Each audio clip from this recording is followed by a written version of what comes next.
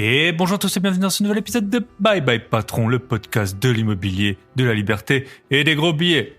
Dans les derniers épisodes, on a bien voyagé, on était avec Lara en Argentine, on était avec Bastien au Cambodge.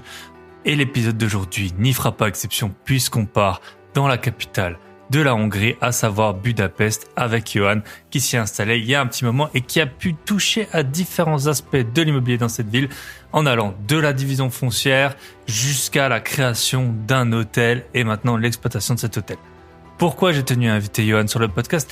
Eh bien parce que, à mon avis, il n'y a nulle autre ville en Europe hors de France qui a été autant plébiscitée, notamment par les youtubeurs, investisseurs, fans de muscu et de crossfit. J'en vois au moins trois parmi les plus gros youtubeurs immobiliers, justement du YouTube Game, qui ont débuté leur carrière à Budapest. Donc, je voulais voir avec Johan quels étaient les atouts, les intérêts et les spécificités de ce marché. Avant de démarrer avec Johan, je vais en profiter pour faire quelques dédicaces parce que ça fait longtemps que j'en ai pas fait et j'ai eu énormément de retours sur le podcast de la semaine dernière. Ça faisait vraiment un moment que c'était pas arrivé et je dois concéder que c'était un peu pesant d'avoir peu de retours alors que j'ai quand même un nombre d'écoutes qui est assez significatif et j'avais de moins en moins de retours. Donc là, j'en ai eu plein par rapport au podcast Voyager Plus pour investir mieux.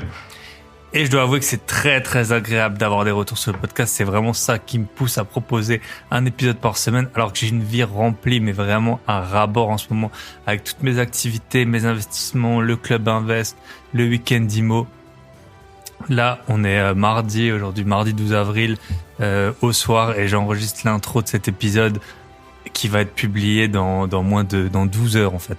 Donc le week-end dernier, j'ai eu plus d'une trentaine de rendez-vous concernant mes appartements, sachant que le week-end d'avant, j'avais fait des visites aussi pour louer un autre appartement. Donc le week-end dernier, il a été vraiment millimétré. C'était espacé de 15 à 30 minutes, j'avais tout le temps des rendez-vous. Je montais dans ma voiture, je repartais, j'attendais des gens. C'était vraiment hyper intense. J'ai fini sur les rotules, samedi soir, j'étais mort.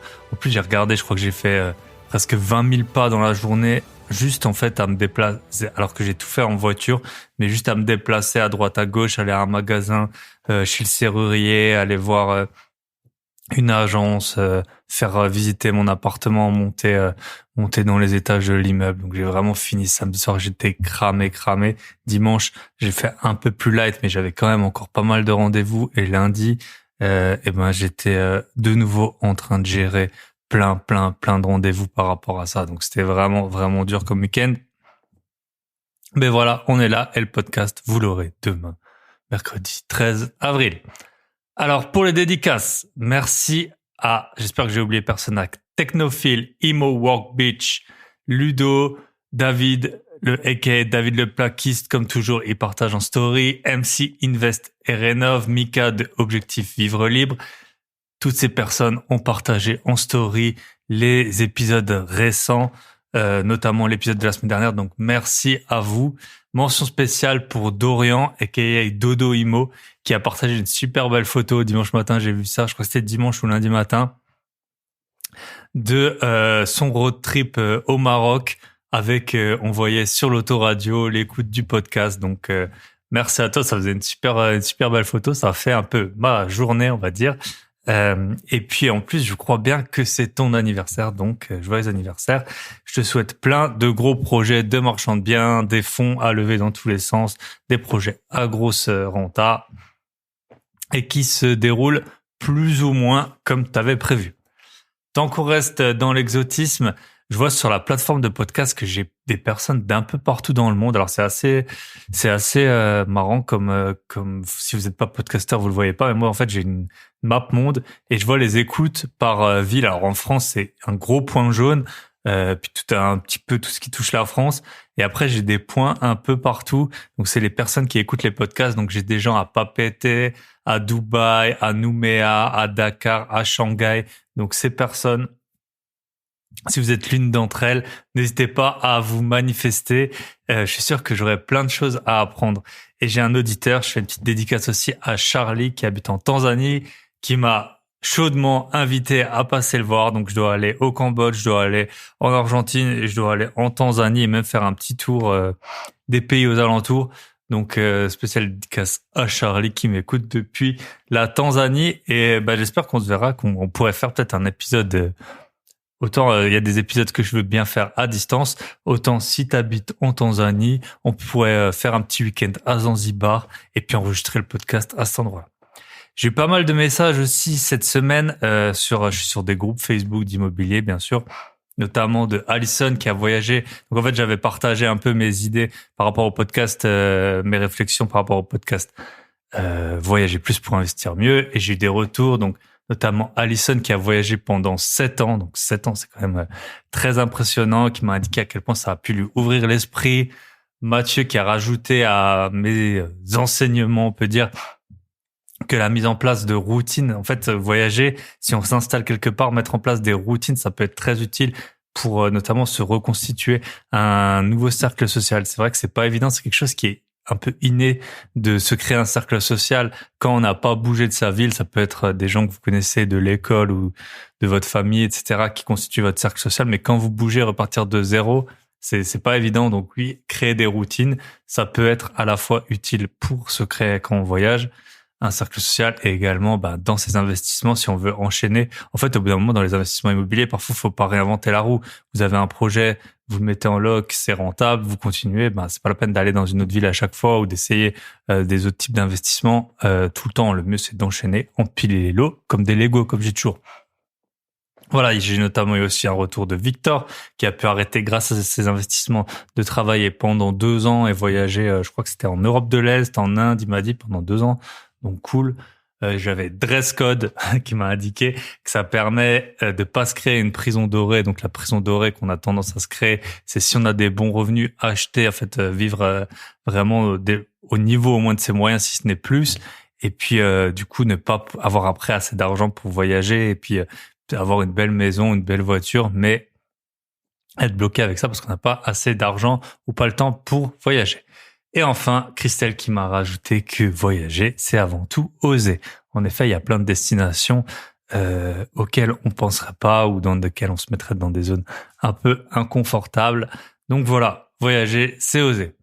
Pour les autres petites dédicaces, parce que j'en ai pas fini, voilà, on prend le temps aujourd'hui. Mention spéciale pour Katia pour l'écoute des podcasts.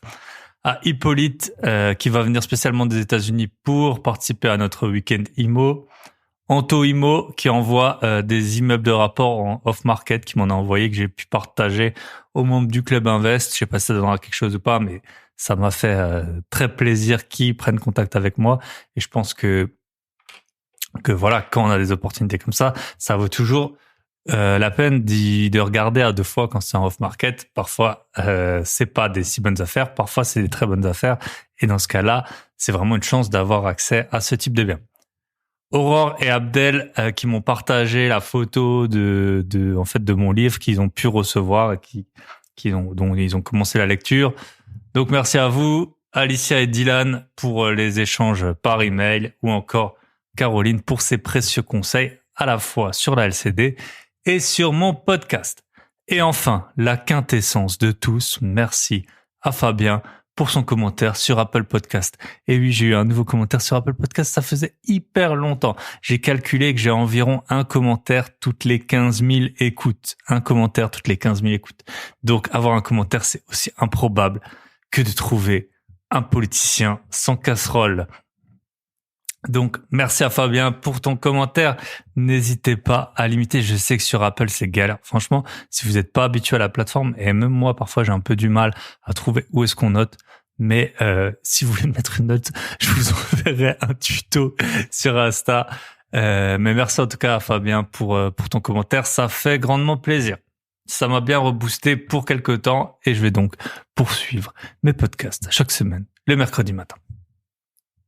Pour le reste de mon actualité, je vais essayer de pas trop vous abreuver d'informations. C'est vrai que je fais plein de choses. Vous, très probablement, quand vous écoutez mon podcast, vous êtes en voiture, en train de faire votre sport, votre ménage, de marcher dans la rue. C'est dur de saisir toutes les infos que j'ai à partager.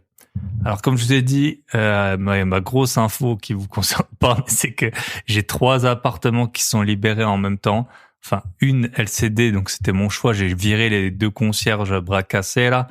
On vous embrasse, si jamais vous écoutez. Pensez à vous former et puis ou alors à changer de métier. Donc forcément, pour relancer la LCD, ça demande du travail. J'ai dû aller sur place, j'ai dû aller voir l'appartement. J'étais pas content avec certaines choses. Voilà. J'ai 2 autres appartements qui sont libérés. Pour un, j'avais fait les visites la semaine dernière. J'ai trouvé une locataire. Normalement, elle va signer mon bail à distance ce soir. Et pour un autre appartement, en fait, je dois le rafraîchir. C'est un appartement, on va dire, c'est mon appartement le moins bien. Et je sais pas quoi en faire vraiment. J'hésite entre le louer, le vendre, le rafraîchir. Jusqu'à quel niveau le rafraîchir, je sais pas non plus exactement. Donc pour l'instant, je suis parti pour juste le repeindre. Et puis après, on verra ce que j'en fais. Je pense que je vais mettre des locataires parce que forcément, si je le vends, c'est à bon prix.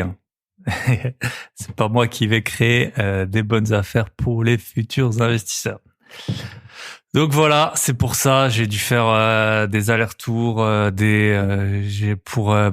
j'ai fait un peu visiter l'appartement, j'ai encore été acheter de la déco, changer des stores. C'était toute une histoire. J'ai vraiment passé un week-end de folie et pas dans le bon sens du terme. Vraiment, je suis sorti de là, week-end qui s'est prolongé jusqu'au lundi.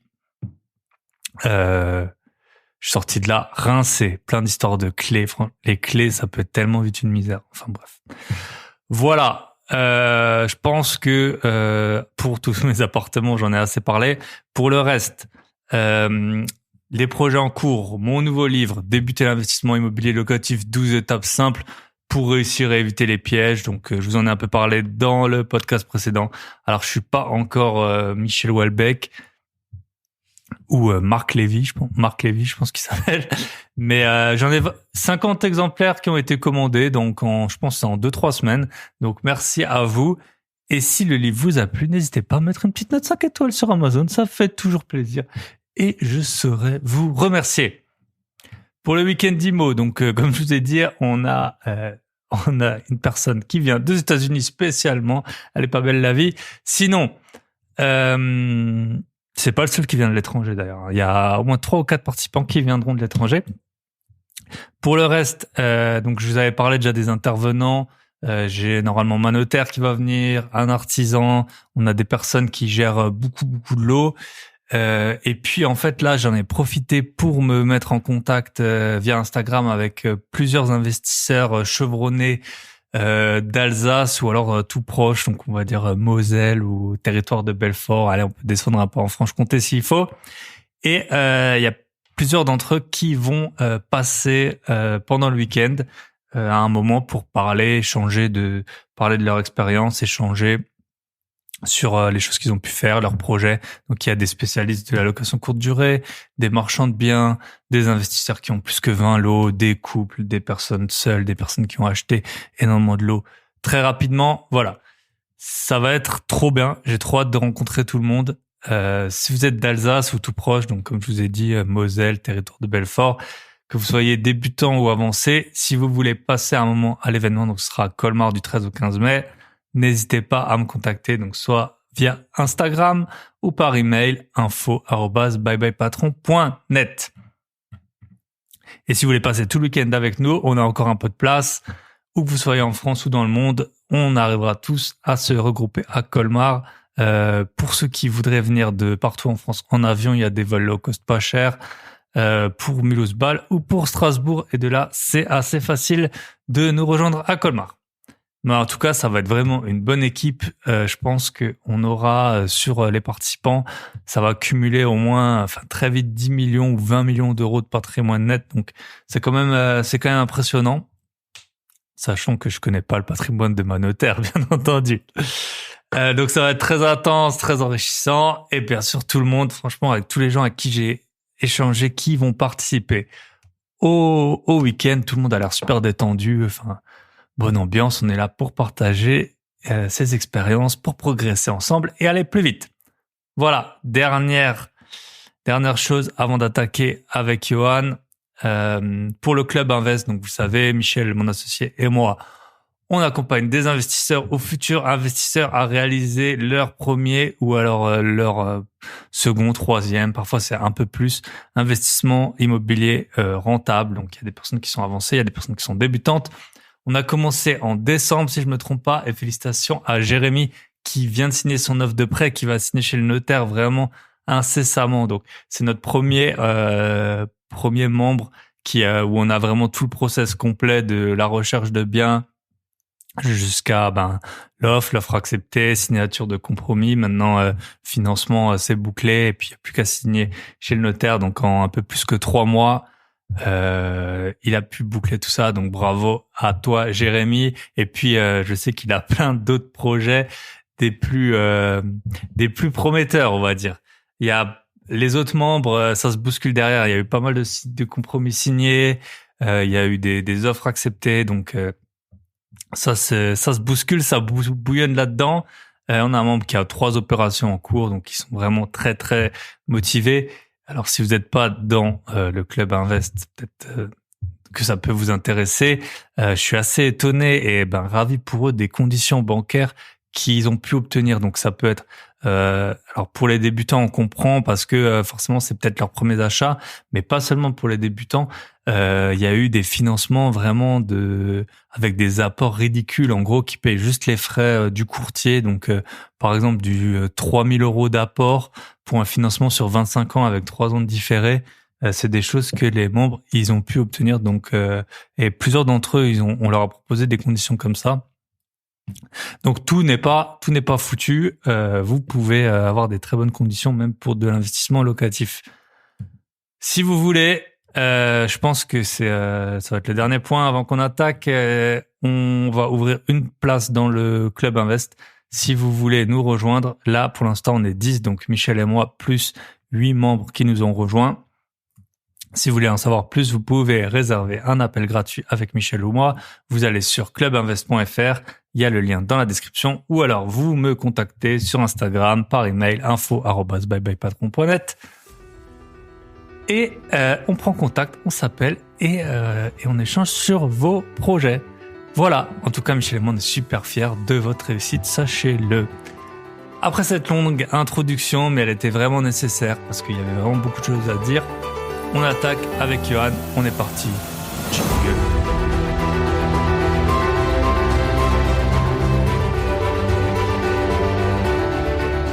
Et bonjour à tous et bienvenue dans ce nouvel épisode de Bye Bye Patron. Et aujourd'hui, c'est pas la première fois, mais on va justement s'envoler à l'étranger et on va partir en Hongrie avec Johan.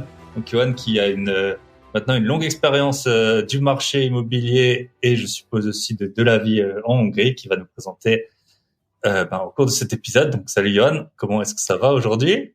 Écoute, ça va très bien. Sous ce temps un petit, je dirais pluvieux pour démarrer le week-end. Ouais. Ici il neige. Tout va bien. Chez nous il neige là. Donc c'est pas forcément évident. Mais... donc j'aime bien pour commencer les épisodes, si tu pouvais raconter donc dans le contexte du Bye Bye Patron un peu soit une expérience qui t'a un peu marqué professionnellement, ou alors le cheminement qui t'a amené à Budapest. Ça, on va le voir par la suite en tout cas. Donc, je te laisse démarrer.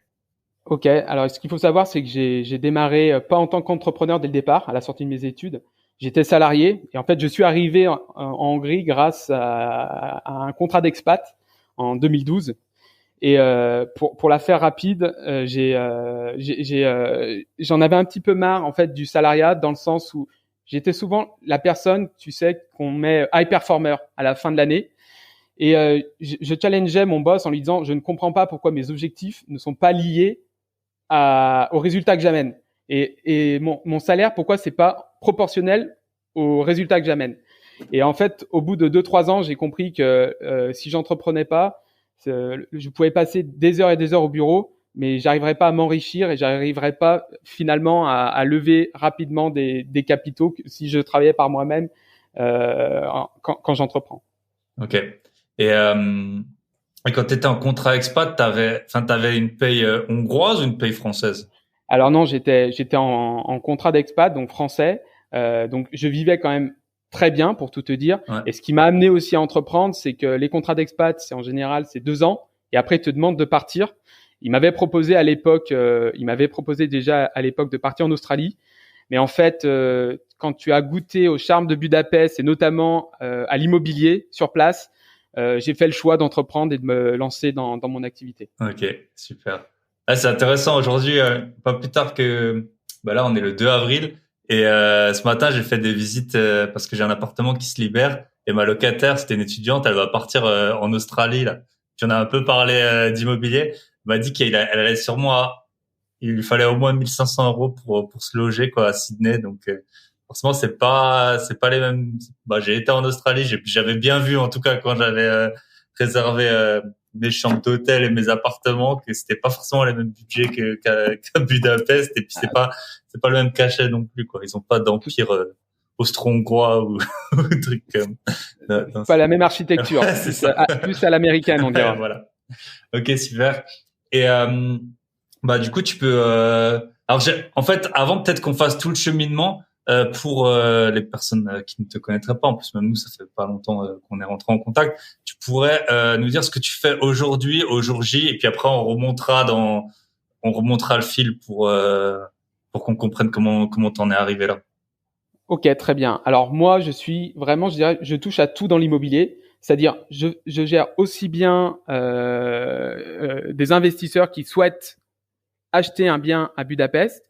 Je fais de l'achat-revente, des opérations d'achat-revente. Je fais aussi de la rénovation d'appartements.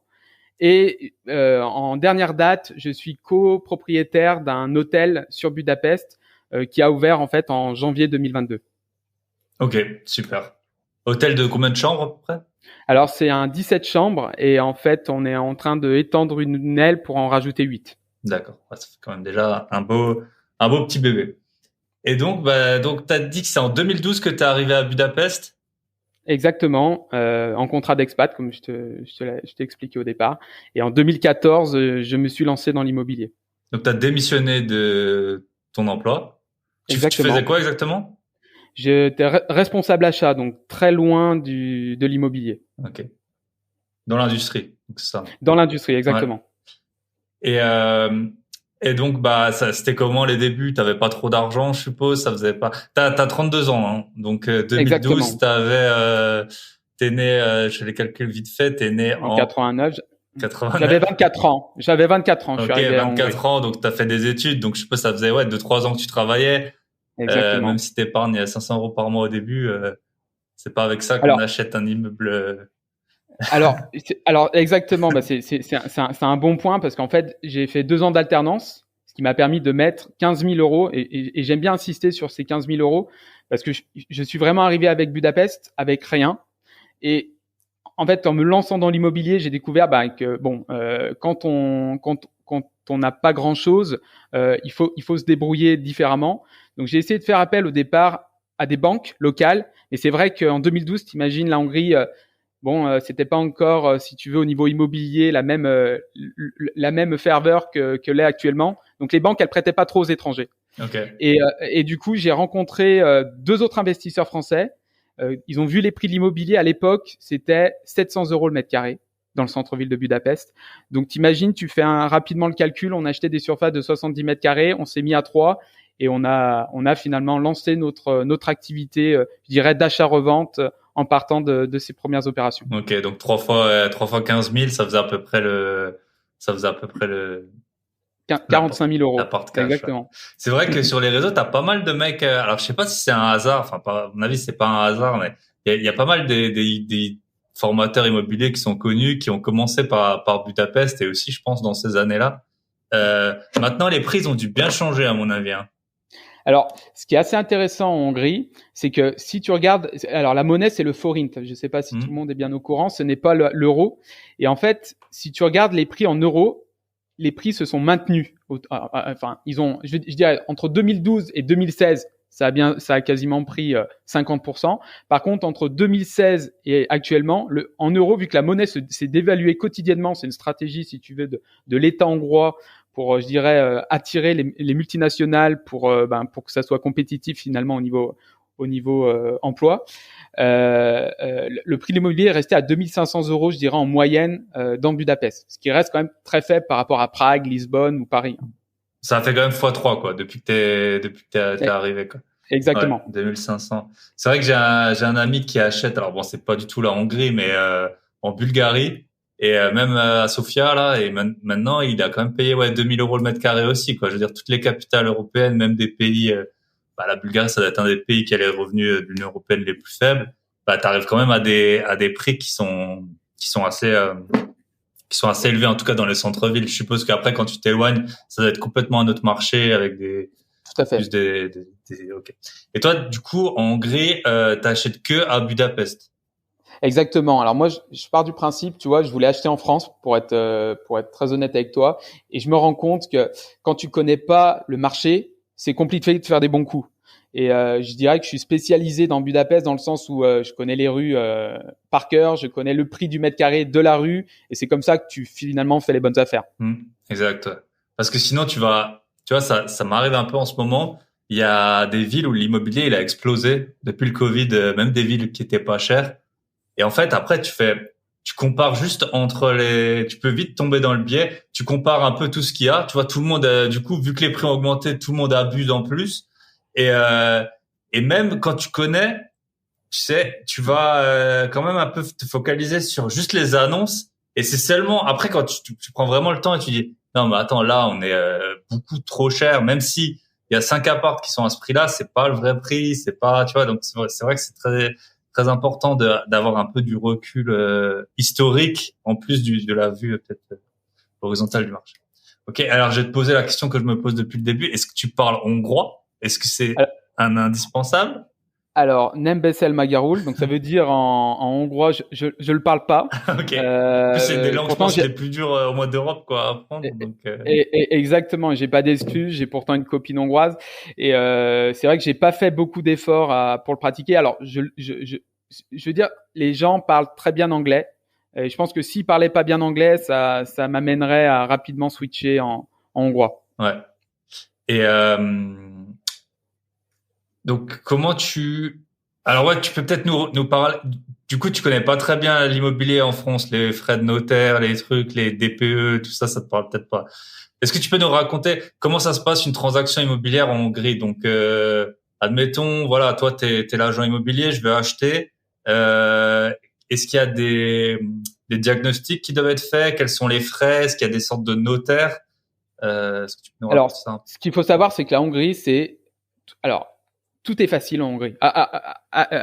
On pourrait penser que tout est compliqué parce que c'est les pays de l'Est et ils ont énormément digitalisé la façon de faire des transactions immobilières. Alors, ce qu'il faut savoir, c'est qu'une transaction immobilière, si vous avez l'argent sur votre compte en Hongrie, ça peut se faire. Vous pouvez être propriétaire en l'espace d'1 semaine. Dans le sens où vous n'avez pas de notaire. En général, quand vous achetez un bien en Hongrie, vous signez, je dirais, le compromis chez un avocat qui va finalement faire tout l'enregistrement du cadastre et s'occuper de toutes ces démarches-là. Vous payez en général une taxe au départ de 4%, qui est une taxe qui est en fait est la même pour tout le monde, sauf pour les marchands de biens. Et je dirais que votre aventure s'arrête là. C'est-à-dire que vous payez 4% et après vous avez simplement, si vous le gérez si vous faites de la gestion locative, vous avez une taxe de 15% par an. À 15% des revenus. C'est une flat fee. Exactement. Ouais, okay. Ouais, donc c'est super simple. Et il n'y a pas d'impôt, d'équivalent taxe foncière. Pas d'impôt télé. Exactement. Donc si tu as un bien dans lequel tu habites, tu n'as pas de taxe. Exactement. Ouais.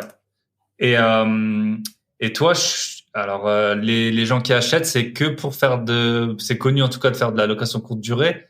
Tes clients ils font ça ou est-ce qu'ils font aussi de la location normale?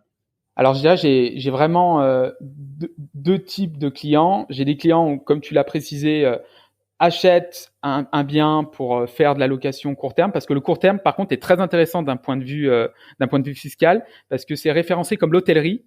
Et la Hongrie a connu, une grosse vague de tourisme depuis 4 ans et n'avait pas assez de chambres. Et pour attirer les investisseurs, ils ont, si tu veux, descendu les taxes sur l'hôtellerie à 4%.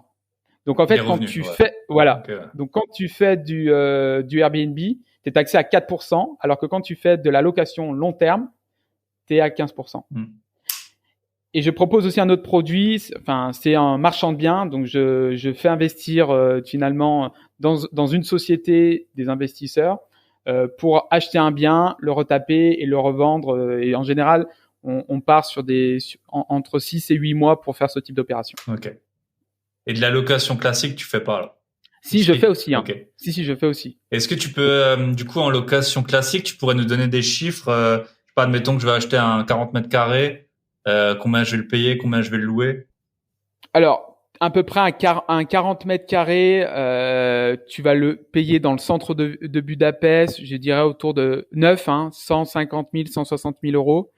Tu risques de le louer, le 40 mètres carrés, si c'est un T2, 550 euros. Donc ça te donne à peu près une idée de la profitabilité que tu fais. Le gros avantage, c'est que Budapest c'est une ville très étudiante. C'est aussi une plateforme où beaucoup de multinationales sont posées, et du coup tu as énormément d'étrangers. Donc l'euro est monnaie commune pour payer, je dirais, les rentes. Ok. Donc là, c'est plutôt à 4000 le mètre carré, là, sur des surfaces comme ça, quoi. On est, je dirais, sur un appartement neuf, rénové, on est autour de 3500 euros le mètre carré. Okay. Et tu vas aussi dans des quartiers périphériques ou pas du tout? Alors, encore une fois. Moi, j'ai déjà été à Budapest. Je vois bien c'est quoi le Parlement là? T'as le Danube. Je suppose que là, les prix là, ils ont rien à voir avec les prix à 10 kilomètres de. Voilà. Là, donc moi, c'est vrai que sur le prix que je t'annonçais ici, t'es dans ce que j'appelle l'œil de Budapest. Donc c'est l'hypercentre. Ouais. Et bien sûr, maintenant, beaucoup d'investisseurs achètent en dehors de l'hypercentre pour plusieurs raisons. Il y a une université chinoise qui est en train de se construire à l'extérieur. C'est des quartiers qui se développent au fur et à mesure. Et là, oui, tu peux payer beaucoup moins cher le mètre carré. On est plus aux alentours de, si non rénové, t'es à 1700, et rénové, t'es à 2500 euros le mètre carré. Ok, super. Et donc pour de la courte durée, ça, je pense que c'est à peu près les mêmes prix partout en Europe que tu peux dégager, enfin, au quasiment de la location courte durée. C'est un T2, ça va être quoi? 1500? Un T2, ouais, t'es à peu près dans ces zones-là, je dirais 1200, 1300 euros, exactement. Ouais, ok. Et toi, tu fais aussi conciergerie ou vous déléguez ça? Alors en fait, je me suis associé avec une autre personne qui travaille avec moi, qui fait ce travail-là de conciergerie, parce que bon, c'est un métier où il faut énormément d'appartements à gérer si tu veux gagner de l'argent. Donc on en gère aujourd'hui à travers lui 150 appartements, et dans ces 150 appartements, j'en ai 45 qui, je dirais, sont venus se raccrocher parce que c'était des investisseurs qui m'ont fait confiance. Ok, super. Donc ça, on a vu la location. L'achat, du coup, tu fais de l'achat-revente. Tu proposes ça aussi. Donc, tes clients, c'est des Français principalement ou... Alors, je dirais 90% de mes clients, ce sont des Français. Il faut savoir que j'ai aussi une agence immobilière Remax que j'ai ouvert finalement l'année dernière. Et ça, c'est un petit peu aussi pour diversifier la typologie de clients et ramener, je dirais, de la clientèle anglophone et américaine notamment. Ok. Donc l'achat-revente, tu cherches les biens. Je suppose que c'est toi qui les cherches. Exactement. Comment tu fais? Tu porte à porte. Alors non. Alors l'avantage, c'est que vu que je suis présent sur le marché depuis à peu près 8 ans maintenant, je bosse avec des agents qui ne sont pas forcément des agents Remax, by the way, et qui me connaissent et qui savent qu'en général, lorsque j'ai une idée en tête et que je lance la démarche, je dirais qu'ils savent que je vais acheter. Donc en général, je reçois des offres qu'on appelle off market. Ça, je pense, c'est le mot tendance. Et je me positionne directement sur ce marché off market. Ok.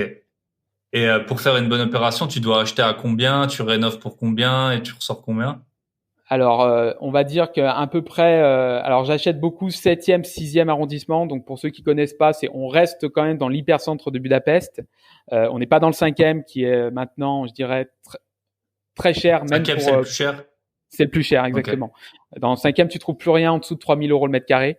Alors que dans le 6e et 7e, tu arrives encore à trouver des biens à, je dirais, 1700 euros le mètre carré, parce que c'est des quartiers qui sont en plein développement, je dirais. Donc, je dirais à 1700 euros, tu achètes. On va compter à peu près en rénovation, en fonction du type de rénovation, entre 400 et 600 euros par mètre carré.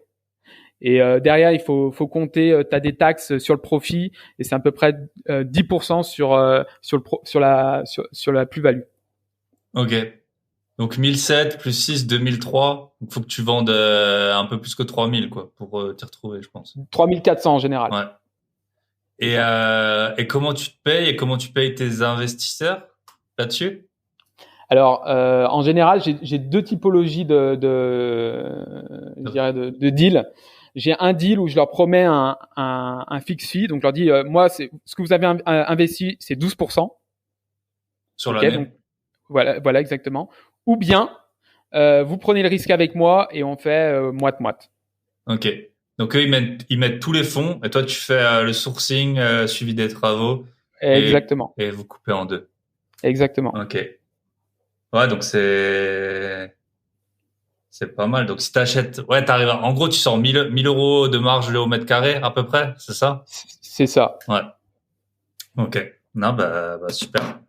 Et ça, t'en fais combien par an ou je suppose que c'est assez chronophage quand même. Ouais, alors en fait, la plus grosse difficulté en Europe de l'Est, c'est de trouver des ouvriers. On l'a pas beaucoup mentionné et j'ai commencé il y a 8 ans, comme j'ai dit au départ, et c'est vrai que j'ai découvert la difficulté là sur le coup d'être étranger et d'être vu comme je dirais une mine d'or. Ah, Donc au départ, ils te prennent un peu pour un Américain. Et c'est vrai que maintenant ce que j'ai fait, c'est que j'ai une équipe avec qui je travaille, je leur confie à chaque fois les mêmes chantiers et en général, ils sont capables de faire des rénovations en 3 mois. ok. Ouais, parce que c'est vrai, c'est un truc on n'y pense pas. Enfin, on va pas faire de politique ou quoi, mais t'as des pays, on dit la Hongrie, on le sait, elle est pas forcément la plus européenne, enfin pro Union européenne et tout. En fait, t'as pas mal de pays de l'Est où il y a beaucoup de gens qui sont allés en Europe de l'Ouest et du coup ils ont plus d'ouvriers quoi. Enfin, je suppose. Et Et- en Pologne, en Bulgarie, tout ça, je sais que ça peut arriver. Et je suppose qu'en Hongrie aussi, quoi. On doit avoir 3% de chômage sur Budapest, donc autant Ouais. dire qu'il y a presque rien. Voilà. Et c'est vrai que c'est pas bon encore en Europe, ça se voit pas direct sur notre visage qu'on est. Mais après, quand tu parles, ça se voit. Mais il y a des pays, moi j'ai pas mal voyagé. Quand t'es en Asie ou quand t'es, je sais pas. Enfin, dès que t'as pas le visage local, t'inquiète que le prix qu'on va t'annoncer, ça va pas être le même que. C'est 30% de plus, exactement. Voilà. Même récemment, je voyageais et il y avait des prix nulle part. Et en fait, parfois, on me disait un prix, je sais pas, tu vois. Je sais pas, 4 dollars. Moi, je sortais 2 dollars, je les posais, je me barrais parce qu'il y a un moment, tu vois, et puis s'ils me couraient pas après, c'est que c'était le prix qu'il fallait payer, quoi. Parce que sinon, évidemment, tu t'en sors plus. En mode cow-boy. Voilà, parce que, et, ouais. Super. Et, du coup, on peut parler de ton hôtel. Là. Ça, je pense que ça a été un très gros projet pour toi. Voilà, alors c'est vrai. Alors, ce qui est intéressant, c'est que j'ai toujours dit, le Covid n'est pas une bonne chose. Ça dépend comment vous le preniez. Et en fait, nous, ça nous a permis, pour te dire la vérité, j'ai pas conçu l'hôtel. C'est arrivé en fait à une décision qui s'est passée en 3 mois. J'ai rencontré un autre Français qui faisait à peu près le même type d'activité. Hein, c'est lui qui faisait les conciergeries, si tu veux. Et il avait rencontré un milliardaire égyptien qui aujourd'hui voulait investir à Budapest. Et cette personne nous dit, écoutez, moi j'ai pour projet pendant le Covid d'acheter un bâtiment à tel prix au mètre carré. Est-ce que vous pouvez le faire?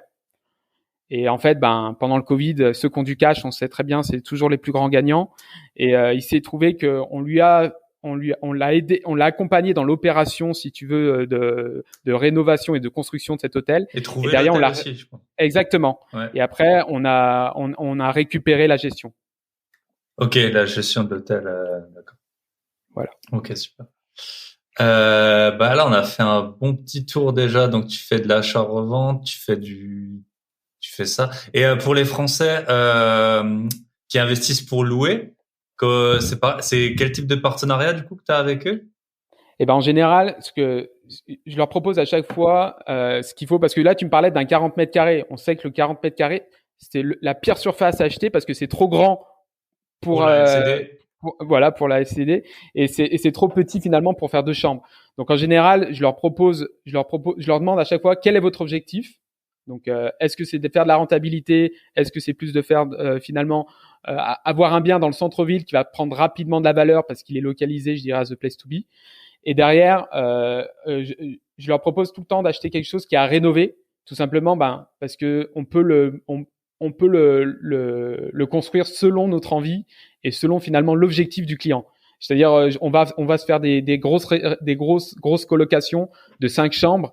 Et Budapest, c'est une ville très étudiante, donc ça permet de rentabiliser, je dirais, chaque espace. Ok, super. Et après, donc le client, il a un rendement et vous prenez, je pense, une part de ce rendement. Exactement. On l'accompagne à l'achat, notaire, on gère la partie rénovation et on fait la gestion de ce bien jusqu'au paiement de tous les fournisseurs d'électricité, gaz et de s'assurer que finalement l'argent rentre bien chez notre investisseur. Ok. Et ça, toi, tu as quand même des contacts qui parlent hongrois, je suppose. Exactement. Alors, sinon, c'est trop compliqué. Dans mon équipe, puisqu'aujourd'hui, Invest in Budapest, comme je te l'ai précisé, c'est une marque. La vraie société, elle s'appelle Remax B&B More. Donc B&B More, comme le précise, on fait vraiment ce service de conciergerie. Et Remax, on est une société qui fait on est purement des agents immobiliers. On est à peu près une quinzaine de personnes aujourd'hui. Ok. Et pour ton activité, comment c'est l'activité d'agent immobilier? Donc là, tu sais, tu avais parlé pour les achats-reventes des off-market qu'on te proposait, mais je suppose que t'as une activité d'agent immobilier, on va dire au sens classique du terme, trouver des biens. Ça, c'est tes brokers qui vont les chercher? Exactement. Ouais. Alors, on essaye d'être, en fait, on s'appelle Remax Invest et en fait, on est plusieurs agences Remax et nous, le concept, pourquoi Remax Invest, c'est qu'on veut traiter une clientèle étrangère qui malgré tout est assez nombreuse et investit fortement. Les Israéliens, les Russes en ce moment, je dirais que c'est un peu en pause. Là, c'est en pause, ouais. Mais il y a une grosse partie, il y a beaucoup d'étrangers qui investissent à Budapest et nos brokers d'ailleurs sont pas seulement hongrois. On a des brokers d'origine turque, des brokers d'origine serbe, russophone, ukrainienne, pour si tu veux attirer différents faire les deux pattes quoi Exactement. Ok. Et combien c'est les frais d'agence en Hongrie quand tu vends? Alors c'est nous on est Remax fonctionne avec système d'exclusivité, on est entre je dirais 3,5 à 5% en fonction des agences. D'accord. Ok. Super intéressant. Ok, ça on a fait un bon petit tour. Alors on peut voir aussi toi ton parc. Du coup toi t'as aussi un parc immobilier. Tous tes biens tu les as que en Hongrie. Exactement. Ouais. Alors c'est pour ça que je me suis posé la question une fois de me dire je suis français, en ville on voit qu'il y a en France on voit qu'il y a aussi des bonnes affaires à faire et pour être très honnête, j'ai jamais eu le temps de m'y intéresser vraiment et c'est pour ça que je pense qu'il faut que je me le mette dans le calendrier comme objectif. Ouais. Et du coup, il ressemble à quoi ton parc? T'as quoi comme type de bien? Alors j'ai de tout sur le coup. Alors j'ai aussi bien de l'appartement que en gestion LCD. J'ai aussi un bien, je dirais premium, qui est loué aujourd'hui à un expatrié qui est dans le 5e arrondissement, qui se loue plutôt bien. Et j'ai aussi, finalement, de l'argent que je réinvestis à chaque fois pour faire pour moi-même de l'achat-revente. Ok, tu fais des achats-reventes pour toi-même. Ouais. Exactement. Et t'avais parlé en off là avant qu'on commence que parfois tu faisais des divisions. Exactement. Est-ce que tu peux un peu présenter ce type d'opération? Alors c'est vrai que c'était au départ vraiment une mode, je dirais, sur Budapest, parce que nous, étant français, de vivre dans un 30 mètres carrés, je dirais, c'est presque normal à Paris. À Budapest, tu avais des espaces à chaque fois d'appartements sur les cadastres, c'était 90 mètres carrés. Donc en fait, au départ, pour amener la rentabilité au niveau de mes investisseurs, on cherchait des biens qu'on pouvait découper en 2 ou en 3. Et finalement, on augmente comme ça les locations de 30% par lot, je dirais. Ok. Et parce que moi, alors les fois où j'ai été à Budapest, c'est vrai que j'ai été dans pas mal d'immeubles qui étaient en fait, c'était une sorte de cour. Je sais pas si c'est un truc vraiment parce qu'en fait en France souvent, ce qui est compliqué dans les divisions, c'est la porte d'entrée. Enfin, si l'immeuble il est en long, mais c'est vrai que à Budapest, souvent j'ai été dans des immeubles, tu rentres et après il y a une grande cour sur plusieurs étages et donc du coup ça doit être beaucoup plus simple à diviser en fait. Juste à mettre une porte. Exactement. Dans le couloir, ouais. Ok. C'est ce qu'ils appellent les Kurt en Hongrie. Kurt, c'est les cours intérieurs. Ouais, Exactement. ok. Être super intéressant. Et quand tu fais des achats, des divisions, tu vends les deux ou t'en vends un et ça te paye l'autre ou des trucs comme ça? Et ben c'est ce qui m'a permis finalement de démarrer avec 15 000 euros, c'est que on en gardait un et on vendait l'autre, et avec la vente de l'autre, on la réutilisait pour acheter un autre bien. Donc tu peux le faire. Tu as deux façons de le faire. Tu as une façon de le faire vraiment, je dirais, officielle au niveau de la mairie, mais tu as aussi maintenant, ils ont un petit peu simplifié au niveau de la loi. Enfin, il y a même longtemps, où tu peux avoir finalement dans ton cadras, c'est bien mentionné que ça appartient à un seul lot, mais d'un point de vue, je dirais, opération, tu peux le vendre, je dirais, de façon indépendante. Ok, super, super intéressant. Et il y a un point qu'on n'a pas du tout soulevé, c'est les emprunts. Est-ce que c'est maintenant, enfin, t'as dit que quand t'es arrivé c'était compliqué. Est-ce que maintenant c'est plus simple? Est-ce que ou alors est-ce que les gens ils font des emprunts dans leur parce que moi je sais par exemple je connais pas mal de personnes, alors pas forcément en France, mais qui ont hypothéqué un bien dans le pays où ils habitent pour en fait financer un bien dans un autre pays. Ça c'est Alors, je sais pas si en France ça se fait, j'en connais pas, alors mais je pense que ça se fait. c'est un très bon point, et c'est vrai que Budapest, c'est une ville jeune, et souvent j'ai beaucoup de jeunes entrepreneurs qui veulent investir à Budapest et qui ont des budgets de 15-40 000 euros. Et pour tout te dire, il y a 5 ans de ça, c'était impossible d'emprunter en Hongrie. Maintenant, tu peux emprunter en Hongrie. Alors, bien évidemment, on n'est pas à 0,5 ou, excuse-moi, 1% de taux d'intérêt. On est plus aux alentours de 7% dans ce genre de modèle. Et ils peuvent te prêter, je dirais, jusqu'à 50 ou 60% du montant. Okay. Et t'as un emprunt en forain ou en euros? En forint. Ok. Ouais, du coup, vu qu'il y a une dévaluation, en fait, c'est toujours ça qu'il faut regarder. C'est pas le taux facial, quoi. C'est Exactement. le taux effectif, Exactement. quoi. Ok. Et après, je pense que t'as des investisseurs, tu sais même pas trop comment ils financent, quoi. Des Français ou des trucs comme ça. Ouais, alors j'en ai certains qui ont fait exactement la même technique que tu as évoqué, hein, c'est qu'ils hypothèquent un bien en France et ils achètent via cette hypothèque un bien en Hongrie.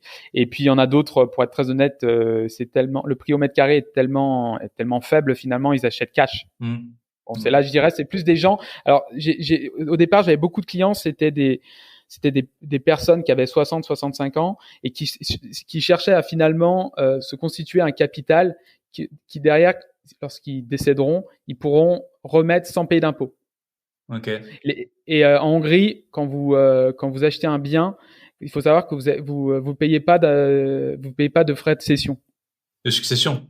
De succession, excusez-moi. Ouais, ok. Ouais. Donc c'était comme ça que les gens, ouais.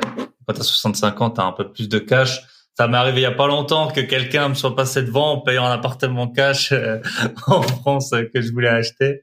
Et bah voilà, c'est le jeu, hein. C'est le jeu. T'as pas toujours dans la vie, il y a toujours plus riche que toi. C'est ça. Et ok. Et donc ça on a vu. Et ton expérience du coup entrepreneuriale, est-ce que c'est quoi tes projets? Comment tu vis maintenant? Est-ce que tu es satisfait des résultats? Je pense pas que tu vas rester là, hein, mais je me pose toujours la question de me dire, est-ce qu'un jour j'irai en Asie? Ouais. Et puis c'est vrai que non, rester là, je voulais dire dans le sens d'activité, quoi. Forcément, on voit toujours plus, quoi. Ouais.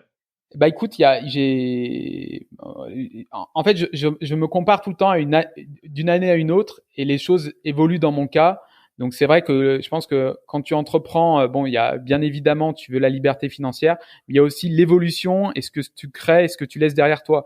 Je pars du principe que je suis arrivé en Hongrie, j'ai acheté mon premier bien par moi-même, je dirais, et puis maintenant, bah, j'aide d'autres personnes, et c'est énormément valorisant finalement de supporter d'autres personnes à faire la meilleure acquisition, et je pense que c'est comme ça derrière que tu acquiers de nouveaux clients. Ouais. Donc, et pour l'instant, ouais, bah maintenant, ça fait 10 ans, ouais, donc. 10 ans en juillet 2022. Ouais. Ouais, 10 ans, ça a commencé à être dur pour partir. Parfois, tu te dis, ouais, ça fait long que je suis là, mais en même temps, voilà, tu connais tout le monde, t'as ton réseau et tout, sinon ce serait repartir de zéro, quoi. Exactement. Ouais. Exactement. Et la vie à Budapest, combien tu dirais qu'il faut pour vivre un train de vie, enfin, tu vois, comme on est habitué en France. Alors, je dirais que pour bien vivre à Budapest, Budapest reste quand même une ville où c'est une capitale. Donc pour les Hongrois, c'est quand même très cher. C'est quasiment 40% plus cher l'immobilier à Budapest que dans le reste du pays. Hein. Je parle de villes, de vraies villes. Hein. Je parle pas des villages. Donc il faut être autour de, je dirais, entre 1500 et 2000 euros pour vivre convenablement à Budapest. En dessous de ça, c'est quand même assez compliqué. Ouais, ok. Et ça monte tous les ans, je suppose, le coût de la vie. Exactement. Alors, ce qui est assez intéressant, c'est que ça devient une plateforme pour les gens qui sont digital nomades, et notamment parce que la plupart font du business en euros. Et la vie est en forint, donc finalement, quand tu es, je pense que pour les personnes qui sont allées en Turquie ou qui vont dans d'autres pays où les currencies sont pas la même, il y a quand même cet avantage-là d'être payé en euros puisque la monnaie se dévalue chaque année. Ouais. Ouais, là, l'épisode que j'ai de ma semaine, là, c'était avec Lara, elle habite en Argentine, et elle est payée en dollars, et elle disait que quand elle a commencé, c'était un dollar, ça faisait 20 pesos, et maintenant ça fait 200 pesos. Donc elle a dit que les prix ils augmentent aussi en conséquence, mais c'est sûr que ouais, quand t'es payé dans une monnaie stable par rapport à une monnaie inflationniste, c'est totalement différent, quoi. Et toi je suppose t'as des comptes en forain, des comptes en euros, Exactement. parce qu'il faut te couvrir un peu de ça, quoi. Ça sert à rien de Alors, mettre 100 000 euros en forain de côté si au bout de 2 ans ça vaut plus que 50 000, quoi. Enfin, alors, je t'avoue que j'ai liké, je t'ai découvert par Instagram finalement, ouais. et ta première, ce qui m'a fait liker ta page, c'est, je crois, une de tes premières phrases où tu diras la retraite, c'est pas pour moi. Et en fait, je pars un peu de ce principe-là où je pense qu'il faut se constituer, je dirais, un trésor de guerre pour derrière être en retraite. Il faut se créer sa retraite et pas attendre les gens qui te la créent. Surtout quand t'es expatrié en plus, hein, Exactement. c'est un peu plus compliqué. Ok, super. Je pense qu'on a fait un bon petit tour de la Hongrie. Et ton hôtel là, pour l'instant là, on est un peu fin des restrictions. Vous en avez tout du Covid là, parce que Europe de l'Ouest Alors ils ont tout coupé là, mais. Ouais, alors la Hongrie n'a jamais vraiment vécu le Covid, hein. C'est étrange, hein. On a eu le port du masque, je dirais, obligatoire pendant 6 mois réellement. Ils avaient fermé leurs frontières et c'est ça qui a donné une claque, je dirais, au prix immobilier pendant cette période-là. Mais c'était une excellente période pour investir, ouais, puisqu'il y avait plus, je dirais, moins de concurrence. Et je dirais l'hôtel, écoute, on va pas se plaindre, on est aujourd'hui full. Okay. Et alors on a quand même des difficultés d'avoir, je dirais, des forecasts, des prévisions sur 3 à 4 mois, mais en fait on finit tous les mois et on se rend compte que finalement on arrive à avoir 92% de taux de remplissage. De taux de remplissage, exactement. Ok. Ouais, donc le tourisme. Mais c'est des touristes que vous avez ou c'est des gens pour affaires plutôt? Alors on vient juste de démarrer la partie corporate, mais je dirais 90% c'est des touristes. Ok, super. Je pense qu'on a fait un petit tour. Du coup, j'ai quelques questions que j'aime bien poser à la fin. On a un peu de temps, du coup, je vais en rajouter. La première, c'est si tu avais 30 jours pour te focus sur un projet, donc t'as pas à t'occuper, je sais pas si t'as des enfants, ou ta copine, ou les 15 brokers que tu gères, t'as pas à t'en occuper. Genre, admettons, tu peux être focus sur un truc. Tu sais, c'est vrai là, tu parlais peut-être d'investir en France, t'as jamais le temps. Qu'est-ce que tu ferais, genre, si tu avais 30 jours focus sur un projet, quoi? Alors, c'est une bonne question, mais c'est une question que tu sais, quand tu es dans l'immobilier, finalement, l'immobilier, c'est un métier qui a très peu évolué. Hein, je veux dire, on est sur les basiques, il faut être sur place pour faire les bonnes affaires. Et je suis assez jaloux de tous ces entrepreneurs qui font du e-commerce et qui peuvent en fait travailler d'Indonésie, de Bali et autres. Et c'est vrai que si j'avais 30 jours, je m'intéresserais au e-commerce pour lancer le futur Amazon. Ah ouais, carrément, ouais, le futur Amazon. Si tu veux le lancer, à mon avis, il y a un moment où tu vas devoir quand même te poser quelque part. Mais ouais, j'avais fait un bon épisode avec un freelance, là, Ambroise Debray. Et lui, en gros, il voyage au gré des saisons. Il habite au Canada l'été, il va à Lisbonne, c'est sympa. Puis, apparemment, il y a plusieurs, un peu des hubs, tu vois, tu revois les gens, peut-être tous les 6 mois ou quelque chose. Ça a l'air assez cool. Et puis, j'ai un pote là qui est, au Costa Rica ou au Panama, qui vit comme ça, qui est spécialisé en pub Facebook. Et là, il a pris une maison pour 1 mois. Je crois que je sais plus si c'est Panama ou Costa Rica, mais ouais, il envoie les photos. C'est sûr que quand chez nous il neige là, c'est pas pareil. Okay. C'est clair. C'est clair. Du coup, j'ai une autre question qu'on n'a pas préparée. C'est est-ce que tu as une obsession ou un truc auquel tu te déroges pas, tu vois, peut-être ça peut être une routine ou ça peut être un truc sur lequel tu es complètement intransigeant. Alors, je suis bon, ma copine n'est pas loin, mais je vais pas le dire. Mais non, je suis très matinal. C'est-à-dire que j'aime démarrer mes journées à 5 heures du matin, parce qu'en fait, c'est là où je me sens le plus concentré et pas, je dirais, dérangé des appels et de la routine de la journée. Ouais. Donc c'est un rythme de ma vie que je me suis fixé. Et en fait, je me rends compte que je peux faire une journée finalement de 5 heures à midi, très efficace. Et l'après-midi, je dirais, c'est plus des réunions, rencontrer des gens, networker comme on est en train de le faire actuellement. Et ça permet en fait d'avoir un planning où à la fin de la semaine, tu t'es dit, c'est bon, j'ai atteint mes objectifs. Ok. Et tu te couches à quelle heure du coup? Alors, je suis lève tôt, je suis couche tôt et je suis lève tôt. Je me couche vers 10 heures. Ouais, c'est ce qu'il faut. Mais c'est vrai que moi, je suis aussi du matin. Et là, je rentre de voyage et je me suis levé tard. Et c'est vrai que ça a été une mauvaise semaine du jet lag, quoi. Et du coup, ça a été une très mauvaise semaine de productivité parce que moi, l'après-midi, je suis pas du tout efficace. Donc voilà, c'est comme ça. Là, je suis en train de reprendre le rythme, donc ça va aller. Et normalement, c'était ma mission de la semaine, trouver des locataires pour mon appartement qui se libère. Donc moi, ça c'est fait. Ok. Est-ce que tu connais le livre Morning Miracle, du coup, je pense? Oui, exactement. Ouais. Exactement. Okay. Est-ce que tu as un livre ou une ressource que tu voudrais recommander? Alors, j'ai un défaut. Je lis très peu finalement, à part les articles économiques ou ce qui se passe dans le monde. Ouais. Je suis pas un gros lecteur. Ok. Et tu lis quoi comme site? Je suis très Les Échos. J'ai aussi des ressources locales là, en Hongrie qui me permettent aussi de savoir ce qui se passe localement ici. Ouais. Je dirais que j'essaie de diversifier mes sources. Ok, super. Et ouais, j'en ai une. Tiens, c'est quel est le meilleur conseil qu'on t'a donné? Est-ce que je sais pas si quelqu'un t'a. Eh ben, le meilleur conseil qu'on m'a donné, c'est, tu sais, parfois on se pose beaucoup de questions avant de prendre une décision. On se dit ça va finalement, et c'est vrai que des choix, c'est finalement quelques fragments de secondes qui vont faire que tu as réussi, tu as pris cette décision, tu l'as pas prise. Et moi j'ai un conseil, c'est on peut faire de la théorie pendant longtemps, on peut étudier pendant longtemps, et c'est vrai qu'au bout d'un moment il faut savoir se lancer, et on apprend en faisant, malheureusement. Sinon tu sais, c'est impossible de tout anticiper, de voir. Exactement. Et je suis un peu le résultat de ça. Je m'en souviens que lorsque j'ai acheté en 2014 mon premier bien, j'étais fier. Du coup, je le présentais à mes parents et mes parents me disaient, mais Johan, tu es fou. Enfin, ce bien ressemble à rien du tout. Et en fait, ce bien-là, je l'ai vendu 2 fois le prix que je l'ai acheté. Donc voilà, il y a une histoire de chance aussi, mais aussi de décision. Ouais, moi c'est pareil, j'avais acheté une des meilleures affaires que j'ai faites. J'avais acheté un appart et il y avait un gars, c'était un investisseur immobilier, un gros vraiment en dizaines de millions d'euros, qui m'a dit que je faisais une connerie, quoi. Et moi j'étais sûr que c'était un bon prix et tout, et je l'ai vendu avec 50% de plus-value au bout de 2 ans sans faire de travaux ni rien, tu vois.